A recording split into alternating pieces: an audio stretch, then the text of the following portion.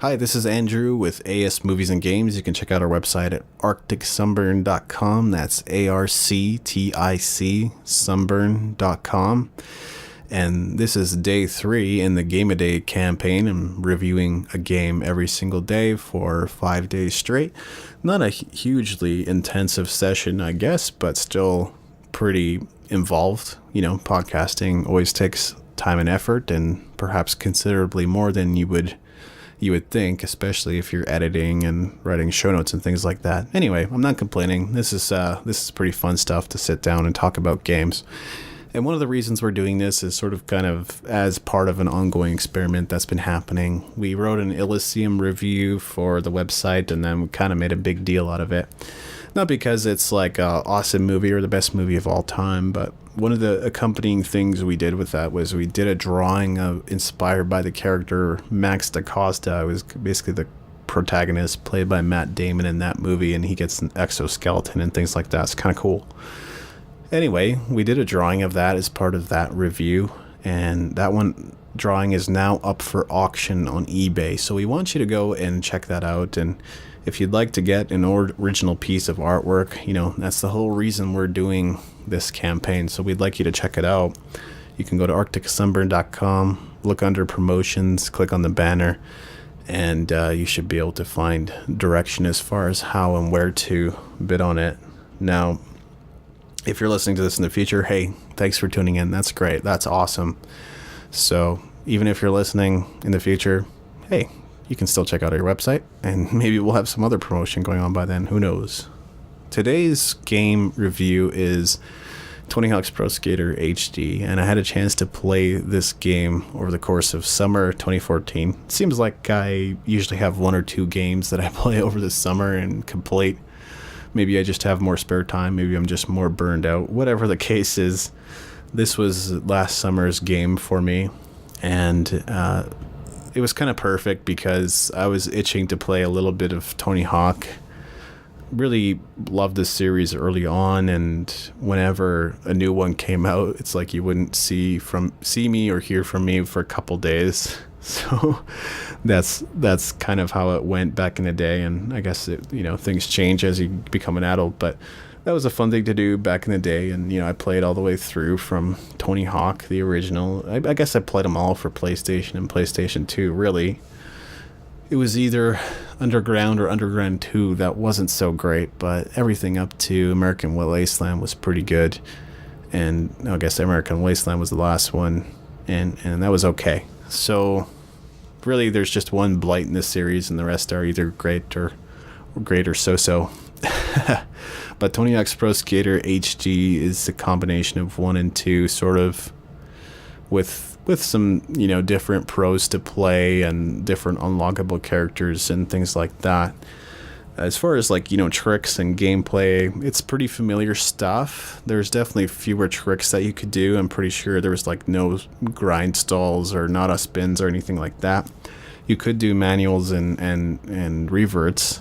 I believe you couldn't really do reverts till games later in this series. I don't recall being able to do them in 1 or 2, so there is that. It's sort of fun to be able to play it that way too, though, be able to do reverts at the very least. But yeah, I guess what I'm trying to say is there's a slightly more limited selection of tricks to pull in this Tony Hawk compared to maybe some of the Underground or American Wasteland or things like that. Maybe even some of the new ones like Project 8. There was always more tricks, and that was part of the whole game.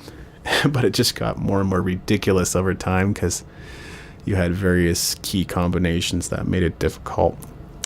The level selection is more or less, some from 1 and some from 2. I wouldn't even necessarily say the best ones from 1 and the best ones from 2, because I just don't think that's the case. There is School 2, and that's always a welcome addition pretty much to any Tony Hawk game, I would say. And there is also Marseille, which I like. Not everybody likes that map, but I think it's a fun one. You can rack up some pretty ridiculous scores and pull some crazy tricks with all those bowls and pools and things like that. So the level selection's not bad, but for me, it leaves a little bit to be desired. I sort of wish there were more maps to play in. and that's sort of one of the downsides of this game. There are lots of things to do, so that's maybe an upside. You have your standard set of objectives like collective skate and get a 6 score and things like that. And those are, relatively straightforward. They take a little bit of work to do to find the cache icons and all that kind of stuff. And then you also have projectives, and actually those are considerably harder and you have less time to do them in. And then there's a couple of other modes. I don't remember exactly their names, but there was the one mode where your head explodes, so you have to keep pulling tricks and landing big combos so that your head doesn't explode in a certain amount of time, and you could complete those objectives by lasting a certain amount of time. And then there was the other one where you have to collect these coins by pulling certain tricks. So there would be different color coins that required you to pull different tricks to be able to collect them, and that was the hardest one, I think. And School 2 in particular was the hardest level for that, and the other ones I was able to complete relatively simply or relatively quickly, so that was all right.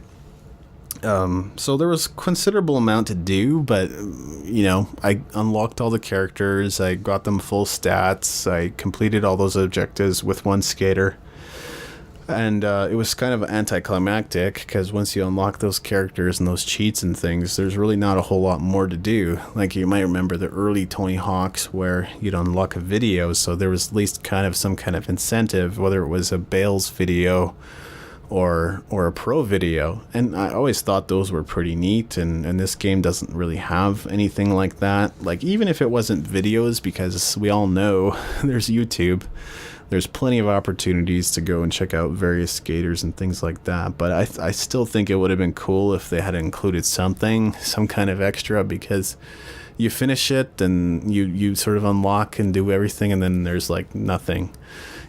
Obviously you got, I guess, the console specific achievements, and some of those I think I completed a lot of them, maybe not all of them, and I started working towards some of those, but that's about when I stopped playing, because there just wasn't a whole lot more to do and a whole lot more incentive. So all in all, I'd say it's probably a 7 out of 10.